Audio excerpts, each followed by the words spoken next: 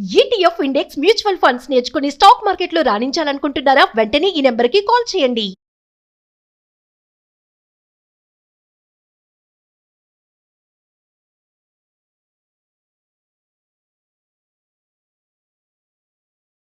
నమస్తే సార్. నమస్తే.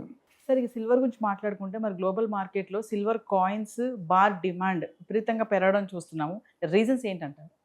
Yeah! See బేసికల్‌గా ఇన్వెస్ట్‌మెంట్ ఆపర్చునిటీస్ ఎక్కడైతే సేఫ్టీ అనిపిస్తుందో అక్కడ మూవ్ అవుతా ఉంటారండి.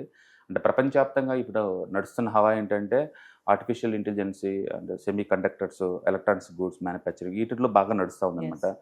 అండ్ తైవాన్ గానీ, చైనా గానీ, కొరియా గానీ, జపాన్ గానీ, అమెరికా గానీ స్టాక్ మార్కెట్స్ ఈ సంవత్సరం హైయెస్ట్ రిటర్న్స్ ఇచ్చిందంటే కారణం ఏందంటే వాళ్ళు ఈ ఏరియాలో పెడుతున్నారు. అచ్చం డేటా సెంటర్ ఇవే నడుస్తా ఉన్నాయన్నమాట.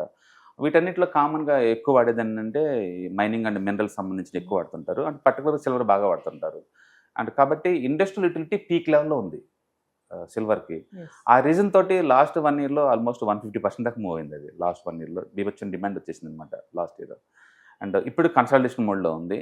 బట్ సర్ప్రైజింగ్‌లీ ప్రపంచం మొత్తం మీద చూసుకుంటే 2025 నుంచి ఇప్పటి వరకు అండ్ ఇండియన్స్ ఇన్వెస్ట్ చేసినట్టు ఎవరు చేయటం లేదు. ఇన్వెస్ట్‌మెంట్ కాయిన్స్ మీద పర్టిక్యులర్‌గా. వాళ్ళ ఇంట్రెస్ట్ ఆల్మోస్ట్ 79% పెరిగింది. యెస్. ఇండియన్స్ యొక్క ఇంట్రెస్ట్ సిల్వర్ అండ్ ఈ బార్స్ మీద ఇన్వెస్ట్ చేసేవాళ్ళనమాట ప్రపంచం మొత్తం మీద. అండ్ అంటే ప్రపంచంలో అన్ని దేశాల్లో కూడా ఈ ఇన్వెస్ట్‌మెంట్స్ చేసుకుంటూ పోతూనే ఉన్నారు. బట్ ఇండియాలో ఉన్నంత ఇంట్రెస్టింగ్ ఎక్కడా లేదు. మనం already number second biggest imports సిల్వర్‌లో ఆల్రెడీ ఆ ఇయర్‌లో. అందుకని గవర్నమెంట్ దీని మీద కూడా రిస్ట్రిక్షన్ పెట్టింది రీసెంట్‌గా. అండ్ ఇంపోర్ట్ చేసుకుంటే 5% ట్యాక్స్ నుంచి ఆల్మోస్ట్ 15% ట్యాక్స్ చేసేవారు దీని మీద. అండ్ సర్ప్రైజింగ్‌లీ అమెరికాలో ఉల్టా రివర్స్ అవుతుంది. వాళ్ళు 10 ఇయర్స్ లోలోకి వెళ్ళిపోయారు. అమెరికాలో ఎలాంటి డిమాండ్ క్రియేట్ అవ్వట్లేదు సిల్వర్‌కి. అమెరికా ఒక్కటే వాళ్ళ డిమాండ్ తగ్గిపోతుంది రాను రాను సిల్వర్‌లో పెట్టేవాళ్ళు. బట్ ప్రపంచవ్యాప్తంగా డిమాండ్ పెరుగుతూనే ఉంది. యెస్. కాబట్టి ముందు ముందు రోజుల్లో కూడా సిల్వర్‌కి మంచి డిమాండ్ వచ్చిందనుకోవచ్చు. కాకపోతే జనాల ఎక్స్‌పెక్టేషన్ ఏంటంటే లాస్ట్ ఇయర్ లాగా డూప్లికేట్ అవుద్ది. ఆ రిటర్న్స్ కైండ్ వస్తాయి అనుకుంటారండి. అలా రాదు ఎప్పుడైనా. బేసికల్‌గా టూ మచ్ పెరిగినప్పుడు ఆ ప్రైస్ కన్సాలిడేషన్ అవ్వడానికి చాలా టైం పడుతుందనమాట అది. బట్ వరల్డ్ వైడ్‌గా మైనింగ్ యాక్టివిటీ అయితే చాలా కాస్ట్‌లీ అవుతుంది. అన్ని చోట్ల మైనింగ్ దొరకట్లేదు. అండ్ మ్యాన్ పవర్ కాస్ట్ పెరుగుతుంది. టెక్నాలజీ కాస్ట్ పెరుగుతుంది. కాబట్టి పెరగడం తప్ప రేట్ తగ్గడం లేదు వీటన్నిటికి కూడా. సో కాబట్టి అంటే సిల్వర్‌కి గోల్డ్ అయినా, సిల్వర్ అయినా, కాపర్ అయినా ముందు ముందు రోజుల్లో ఎక్స్ట్రాక్షన్ కాస్ట్ పెరుగుతుంది కాబట్టి, మైనింగ్ యాక్టివిటీ తగ్గుతుంది కాబట్టి డిమాండ్ క్రియేట్ అవుతుంది డెఫినెట్‌గా. బట్ ప్రైస్ మూవ్స్ మాత్రం లాస్ట్ ఇయర్ లాగా పెరిగే ఛాన్స్ అయితే లేదు. యెస్.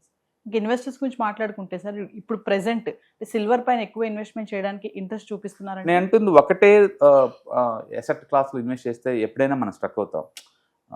ఏదైనా కావచ్చు. రియల్ ఎస్టేట్ అనుకోండి, అది ఇల్లిక్విడ్ ఇన్ టైమ్‌లో అమ్మలేము ఇన్ టైమ్‌లో. ఈక్విటీ అనుకోండి లాస్ట్ 2 ఇయర్స్ నుంచి 0 రిటర్న్స్ కదా! మీకు ఇండియాలో పెట్టుంటే. అబ్రాడ్‌లో పెడితే ఎక్కువ రిటర్న్స్ వచ్చేది. Definite story. అందుకని ఏదైనా ఒక అసెట్ క్లాసు ఒకటే మీరు చూజ్ చేసుకుంటున్నారంటే చాలా రిస్క్ చేస్తున్నట్టు లెక్క. అంటే డెఫినెట్‌గా వాటి ప్రైస్ మూవ్స్ మిమ్మల్ని ఎఫెక్ట్ చేస్తుంటాయి. అంటే కాబట్టి బ్యాలెన్సింగ్ అప్రోచ్ తీసుకున్నప్పుడు ఏంటంటే ఒకే దాంట్లో హెవీగా ఇన్వెస్ట్ చేయకపోవడం బెటర్ అనమాట. మీరు చేద్దామనుకుంటే ఓవరాల్ పోర్ట్‌ఫోలియో ఒక 10% పెట్టొచ్చు. యెస్. ఇంకా సార్, గోల్డ్ కంపేర్ చేస్తే మరి సిల్వర్ పైన ఇన్వెస్ట్‌మెంట్ చేస్తే ఎక్కువ ప్రాఫిటబుల్ అంటే? బేసికల్‌గా ఏందంటే ఇండస్ట్రియల్ యాక్టివిటీ బాగా నడుస్తున్నంత కాలం సిల్వర్ డిమాండ్ ఎక్కువ ఉంటుంది గోల్డ్‌తో కంపేర్ చేసుకుంటే. అండ్ ఇండస్ట్రియల్ యాక్టివిటీ డల్ అయిపోయిందనుకోండి సిల్వర్‌ని వాడేవాళ్ళు తగ్గిపోతారు. బాగా ఎక్కువ డ్రాప్ అవుద్ది అది. అందుకని డెఫినెట్‌గా గోల్డ్‌తో పోల్చుకుంటే సిల్వర్‌లో వాలటిలిటీ చాలా ఎక్కువ. యెస్. దాంతో పోల్చుకుంటే ఇది ఎక్కువ పట్టడం, ఎక్కువ లేవటం జరిగిద్ది. ఎగ్జాంపుల్ రీసెంట్‌గా 2 మంత్స్ బ్యాక్ చూసుకుంటే సిల్వర్ సింగిల్ డే 30% డ్రాప్ అయింది. యెస్. అండ్ గోల్డ్ పడింది ఆ రోజు 9%. దాని మీనింగ్ ఏంటంటే గోల్డ్‌కి సెంట్రల్ బ్యాంక్ సపోర్ట్ ఉంది. అది పడ్డ ప్రతిసారి ఎవరో ఒకరు కొంటున్నారు. సిల్వర్ అలా కాదనమాట. టూ మచ్ వాలటిలిటీ గ్రోత్ ఉంది. అంటే యూజువల్‌గా జనరల్‌గా 1 ఆర్ 2 మంత్స్‌కి ఒకసారి మెటల్స్ అన్ని షేక్అవుట్ అవుతాయి అటు ఇటు. ఈజీగా 10% అప్ అండ్ డౌన్ అవుతా ఉంటాయి. కాబట్టి అప్పుడప్పుడు పార్షియల్ ప్రాఫిట్ బుక్ చేసుకుంటూ ముందుకెళ్ళటం బెటరు. మీరు ఏదైనా సరే ఎస్ఐపీలో కొన్నారనుకోండి, పడ్డా పెరిగినా ఇబ్బంది ఏం లేదు. ప్రాఫిట్‌లో వచ్చినప్పుడు అమ్ముకోవచ్చు. యెస్. కాబట్టి బాగుంటుంది. అంటే సిల్వర్‌కి ముందు ముందు ఇంకా చాలా బూమ్ ఉంది అనుకోవచ్చు అంటారా? అంటే ఇంతకుముందు సిల్వర్ అంటే ఓన్లీ పూజ సామాగ్రి వరకే పరిమితం అయ్యేది కదా సార్. ఇప్పుడు మీరు రైట్. అన్నట్టుగానే ఏఐ టెక్నాలజీ, సెమీ అవును. కండక్టర్స్ గాని ఇట్లా అంటే అవును. ముందు ముందు బూమ్ ఎలా ఉంటుంది? బేసికల్‌గా మనం ఇండియా గురించి మాట్లాడుకుంటే పూజ సామాగ్రి గిఫ్ట్‌లే అండి. బట్ అబ్రాడ్ లెక్క చూసుకున్నామంటే ఎలక్ట్రికల్ వెహికల్స్ బీభత్సంగా వాడతారు. Yes. ఈచ్ ఎలక్ట్రికల్ వెహికల్‌లో అది ఆల్మోస్ట్ 60 గ్రామ్స్ దాకా సిల్వర్ వాడతారు. ఎక్కువ ఎలక్ట్రికల్ వెహికల్స్ వస్తున్నాయంటే ఎక్కువ సిల్వర్ వాడతారు కదా! వాడుతున్నారు. అండ్ రెండోది ఇన్వెస్ట్‌మెంట్ కూడా ఎక్కువైపోయింది వరల్డ్ వైడ్‌గా. ఎందుకంటే లోకల్ కరెన్సీలు డ్రాప్ అవుతున్నాయి కాబట్టి దానికి ఆల్టర్‌నేటివ్‌గా ఈటిలో ఇన్వెస్ట్ చేస్తున్నారు. అంటే మూడోది ఇండస్ట్రియల్ డిమాండ్ బీభత్సంగా ఉంది. ఎలక్ట్రికల్ గూడ్స్ ఎక్కువయ్యే కొద్దీ అందులో కండక్టర్స్‌గా వాడే సిల్వర్ కూడా డిమాండ్ పెరుగుతా ఉంటది. అదే టైంలో మైనింగ్ అన్ని పాత యాక్టివిటీ. ఆఫ్రికాలో ఉన్న మైనింగ్స్ అన్నీ కూడా డ్రై అవుతున్నాయి. అందుకని రేట్లు పెరగడం తప్ప తగ్గటాలు పెద్దగా ఉండదు. ఎస్. కాబట్టి ఒకటి టూ మచ్ అప్రిషియేషన్ మనం ఎక్స్పెక్ట్ చేయకూడదు. హిస్టారికల్ డిఫరెన్స్ అలాగేం లేదు. లాస్ట్ ఇయర్ వచ్చిద్దేమో అనుకుంటున్నారు, అంత భూమి రావు, బట్ గుడ్ అసెట్. కాబట్టి టోటల్ పోర్ట్ఫోలియో ఒక 10 ఓకే, 10% అలొకేషన్. సో ఇక ప్రైస్ గురించి మాట్లాడుకుంటే మరి 4 lakhs వరకు టచ్ చేసినటువంటి ప్రైస్ మళ్ళీ టచ్ చేసే ఛాన్సెస్ ఉన్నాయంటారా? డెఫినెట్గా మేబీ కపుల్ ఆఫ్ ఇయర్స్లో టచ్ అవుతుంది, డెఫినెట్గా టచ్ అవుతుంది.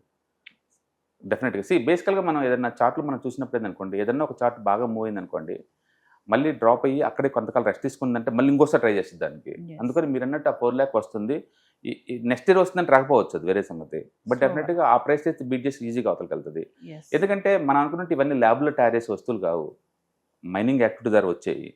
మైనింగ్ చాలా కాస్ట్లీ రోజుకి, అందుకని డెఫినెట్గా రేటు సస్టైన్ అవుతుంది. లాంగ్ టర్మ్లో ఆ రేటు కూడా దాటి అవతలకి వెళ్ళిపోద్ది. Yes. But it take some time.